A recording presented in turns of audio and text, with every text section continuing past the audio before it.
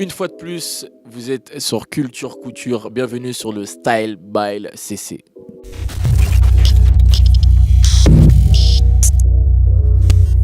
Aujourd'hui, je reçois Monsieur Balou. Ça va ou quoi, frérot? On est là et toi, frérot? Ça commence bien déjà, ça va. Mais depuis quand tu fais des interviews, toi, wesh? Je suis des traces. Alors, présente-toi un petit peu pour ceux qui ne te connaissent pas, même si on sait que Balou, c'est quelqu'un qui a quand même un vrai flux sur les réseaux sociaux.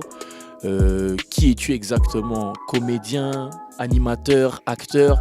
Parce qu'on peut te voir à travers quelques vidéos d'humour sur les réseaux sociaux.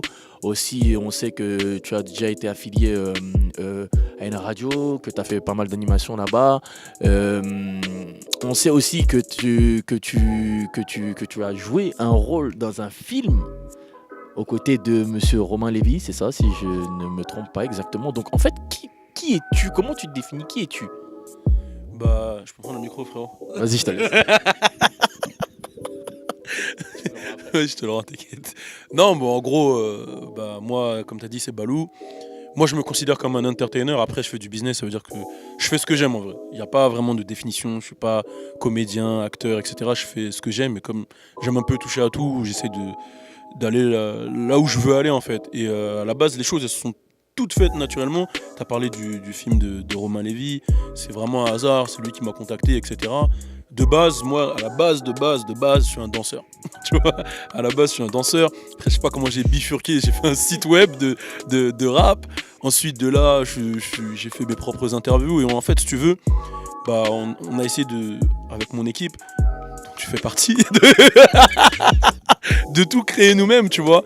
Et du coup, quand tu crées tout toi-même, bah, tu dois tout faire. Ça veut dire que tu fais le délire, t'as pas de journaliste, tu deviens journaliste. Et en fait, c'est comme ça que je me suis mis à tout faire. J'ai fait vraiment tout, comme tu le sais, hein, des trucs j'ai fait du marketing, de la presse. Et on a tout appris sur le tas. Et au final, bah, je me suis retrouvé un peu partout.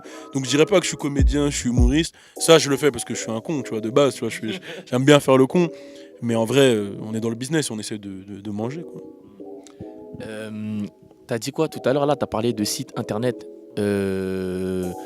J'aimerais qu'on parle aussi un petit peu de ton site, le Balou Show. On peut dire une très grosse viralité. D'où t'es venu? Oui, on peut le dire, hein, on peut le dire. Parce que t'as annoncé les chiffres sur, comme on dit, les hommes mentent, mais pas les chiffres. T'as annoncé les chiffres des millions et des millions de clics, de visites, tout ça sur tes réseaux sociaux. On a suivi le truc.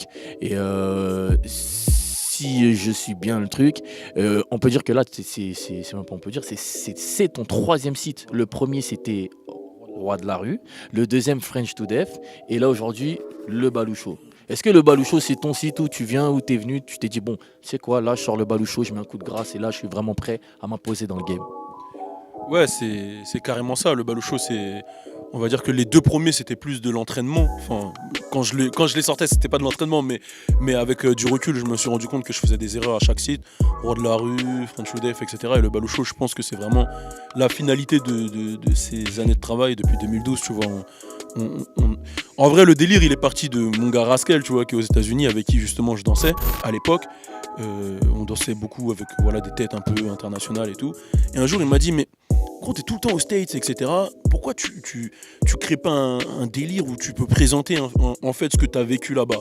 Et on a réfléchi et au final on s'est dit pourquoi pas faire un site de rap, tu vois, de hip-hop parce qu'à la base Roi de la rue ça parlait de tout, c'est-à-dire il y avait du sport, il y avait tout.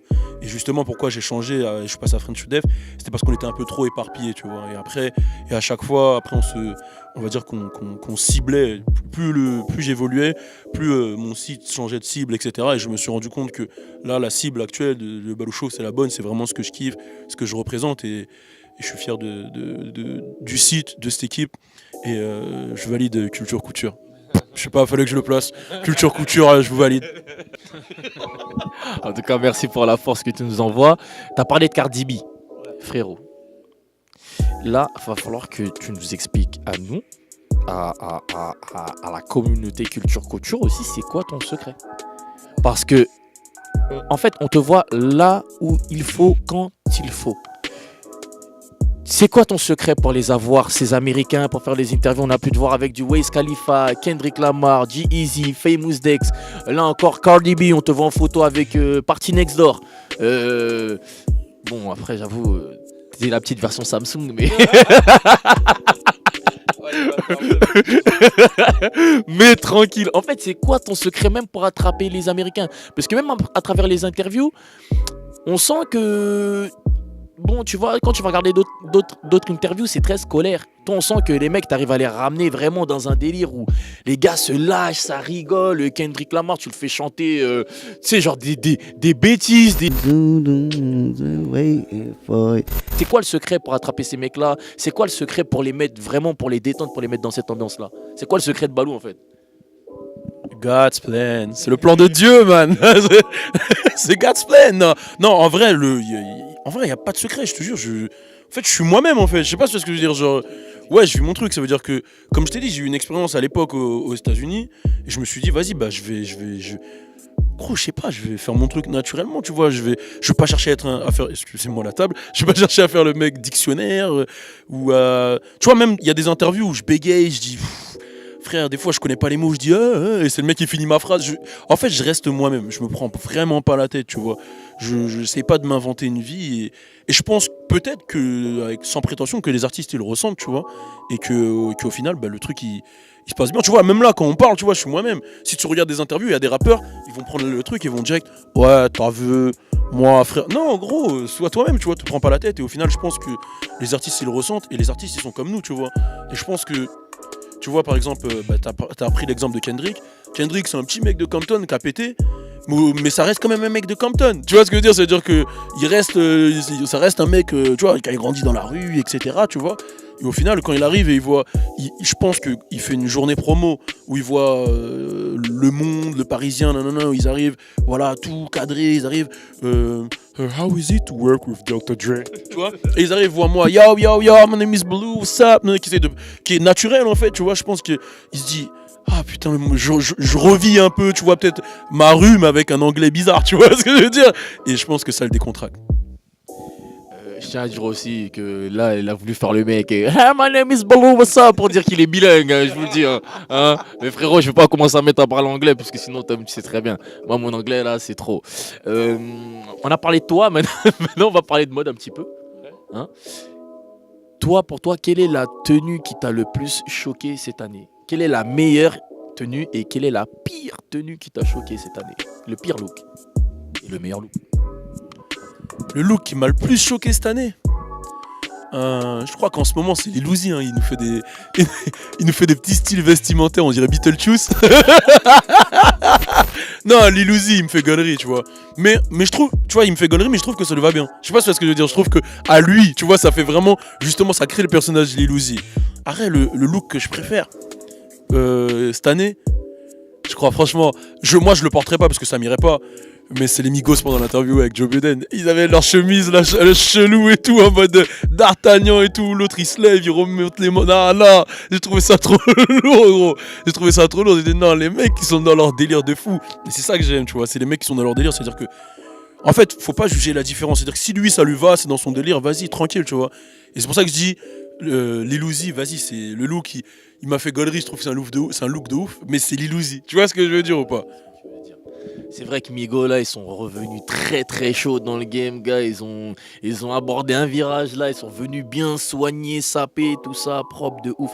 Et est-ce que toi t'as une paire que tu kiffes ou je sais pas moi, un pantalon préféré que tu pourrais saigner ou une casquette ou un pull, un t-shirt, t'as un truc que tu kiffes vraiment, tu dis quand je mets ça, ah là c'est moi, c'est personne d'autre, c'est moi, les projecteurs là et c'est moi. Ouais. En fait, à la base, j'ai une paire que je kiffe. Mais vas-y, le game, il a niqué ma paire. Je sais pas si c'est ce que je veux dire. Genre, tu vois, quand j'étais petit, moi, je suis un mec du basket, tu vois. Ça veut dire que il y a des paires que je mettais quand j'étais petit. On m'insultait ma race. Vas-y, t'es un clown. Genre les U-Tempo ou les Jordan 11, tu vois. Et moi, les Jordan 11, à la base, je les kiffe de ouf parce que ça représente Space Jam, tu vois. Genre 97, l'année où Doug Logan, il est né. Oh, je t'ai balance. On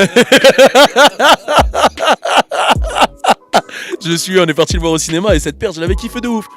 Et tu vois, la Jordan 11, bah, c'est devenu une paire banale en fait. Je peux voir un mec, je suis sûr, je lui demande, tu vois, c'est quoi, il connaît pas. Bon, après, je veux pas tu vois, je veux pas le monopole de la paire, mais ça me fait mal. Mais à la base, c'est ma paire que je kiffe, mais j'en mets plus parce que, vas-y, tout le monde en a, tu vois. Mais à la base, tu vois, je revois ce moment où il allonge ses bras dans Space Jam. Tu vois, non, c'est Jordan, quoi. Lourd. Et là, je vais te poser des petites questions contrariantes. Si demain, là, t'as un rencard et tu dois t'habiller une tenue, tu sais, genre, tu mettrais quoi en fait? Pour dire là, nigga, I'm so fresh, nigga. Tu vois, je parle anglais aussi. Waouh. Je mettrais quoi? Moi, tu sais, moi, je suis un mec pas trop compliqué. Hein. Donc, vas-y. Non, moi, en vrai, je ferais quoi? Tu vois, pour vraiment, si j'ai un rencard et tout, je me pose, je prends mon Mac, je l'ouvre, j'appuie sur le truc pour l'allumer, j'attends que ça charge, je mets mon code.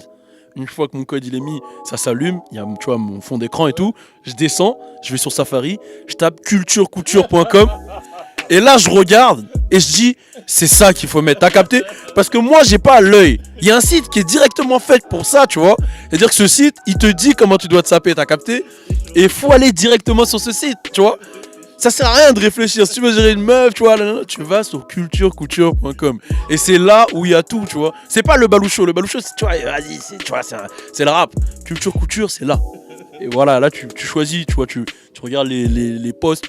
Et à un moment où tu vois, il y a un post qui a grave de vues, tu dis, c'est ça. C'est celui-là que je dois mettre. T'es chaud, mon gars, t'es chaud de ouf. En tout cas, ah ouais, franchement, j'avoue, t'es chaud, mais en fait, tu contournes trop bien. Franchement, t'es vraiment chaud.